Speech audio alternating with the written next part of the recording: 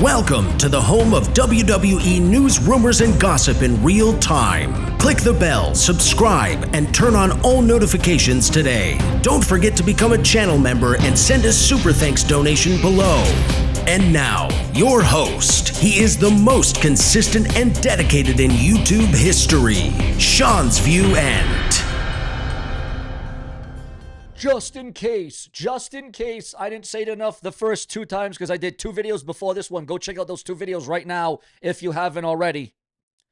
Ladies and gentlemen, happy Father's Day to every single last one of you. And if you're not a father, maybe you're soon to be, maybe you'll never be, or maybe you want to be. But either way, if you're a man, if you're a guy, if you're living, if you're breathing, if you're stewing, whatever it may be, this is the place to get it.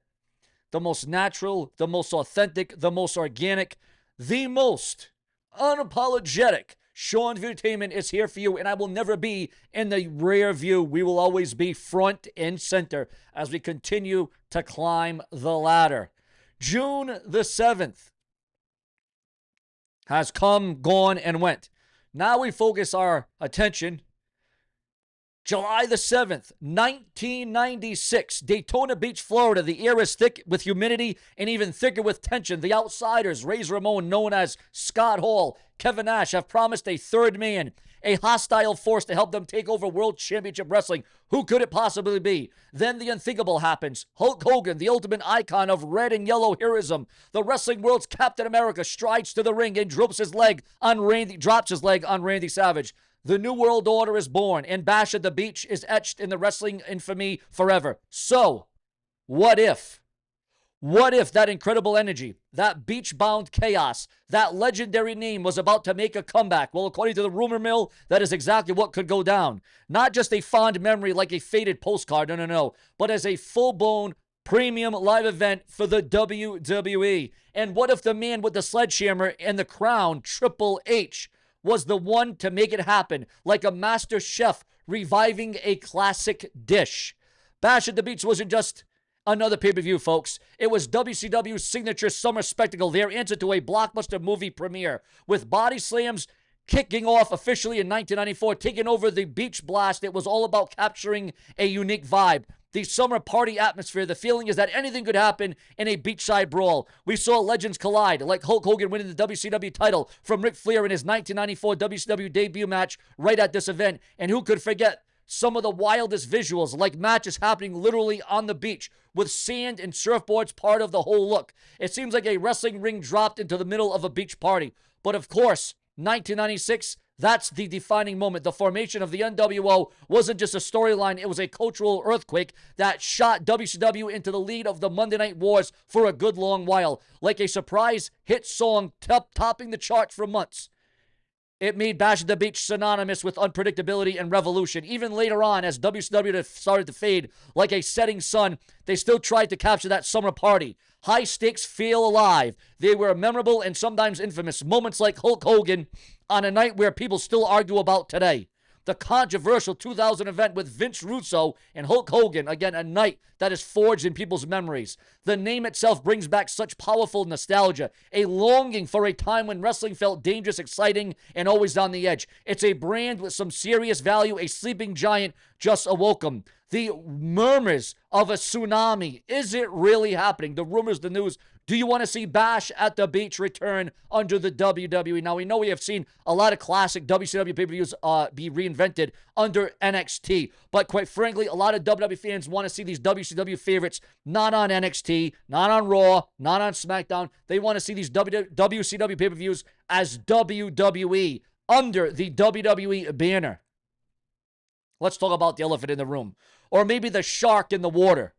The title of the video says, WCW Bash at the Beach is back. And for years, that's been the rumor mill churning. The waves constant crashing on the shores. Fans have been crying for forums and social media. WWE even filed some trademarks for Bash at the Beach a few years back. Though, honestly, those could have been for t-shirts or old footage. Think of it like securing the copyright for an old song like you might or might not re-record. Way back in 2015, there were even whispers that the WWE Network was thinking about a live show on the beach, just like the old WCW days. More recently, companies have been flirting around with the idea. All Elite Wrestling, for example, ran Bash at the Beach themed episodes on Dynamite back in January of 2020. That was possibly because Cody Rhodes, who was with AEW at the time, had managed to get his hands on several WCW trademarks, finding a treasure chest of old wrestling gold. However, a settlement later on meant that WWE got those names back, including Bash at the Beach, as if the treasure was returned to its original vault. And naturally, that just poured fuel on the fire. Would WWE finally bring it into their own PLE calendar? Now, here's the reality check. As of right now, mid-June 2025, there has been absolutely no official confirmation from WWE that Bash at the Beach is definitely returning as a premium live event. No press releases, no big announcement from WWE or Triple H himself. So when is the Beach back?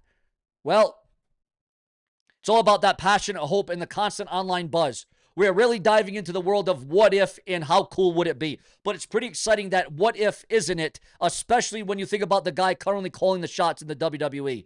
If Bash at the Beach were to make a comeback, having Triple H, Paul Levesque as the creative force behind it is a seriously electrifying idea. Just look at his track record. Under his watch, NXT wasn't just a place for rookies. He became the critically acclaimed powerhouse, famous for its amazing matches, smart storytelling, and bringing back awesome concepts like war games. He transformed NXT from a developmental league into wrestling's indie darling, much like a talent scout turning a promising rookie into an all-star. When he took over the creative for the main roster, we saw a fresh focus on long-term stories, a better mix of talent, and he successfully brought in other classic WCW events. Think about Halloween Havoc. Once a WCW October staple, is now a hit annual NXT PLE, perfectly capturing the spooky fun of the original concept while showing off today's stars. War Games, another beloved WCW idea.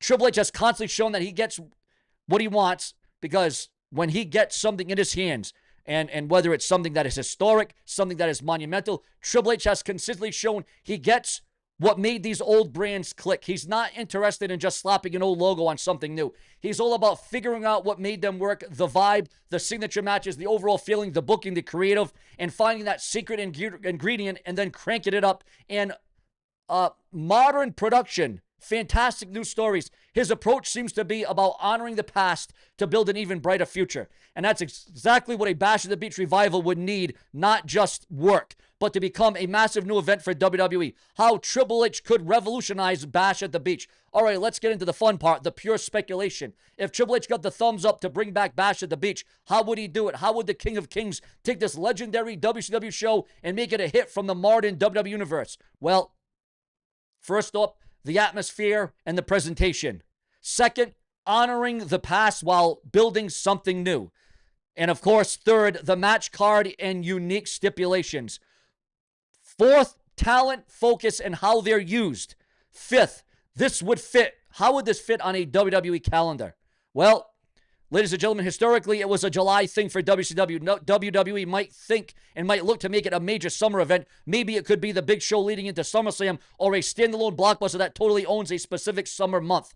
The big thing would be is to give it importance, to let everyone know that this isn't some B-level show, but a real can't-miss spectacle. The name itself has enough power to potentially hang with WWE's established events if they promote it and pull it off right. This wouldn't just be about tapping in nostalgia. It would be a smart move to add another huge event to WWE's schedule, giving their broadcast partners unique content and fans a fresh new perspective.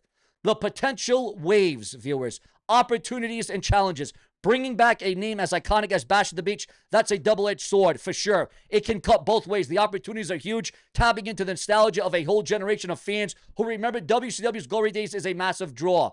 Like finding a beloved classic movie and showing it to a new audience, and think about introducing that legacy to a new younger audience. But framed through today's WWE, you could create a whole new wave of fans from the concept. It's a unique branding chance, a summer show that feels different from WrestleMania, SummerSlam, or the Royal Rumble. If they nail it, it could be a huge merchandise seller, a hit with the critics, and a massive fan favorite. However, the challenges are pretty big too. Living up to the legendary moments, especially the earth-shattering impact of the 1996 event of Hulk Hogan, the Vince Russo Hulk Hogan Vendetta.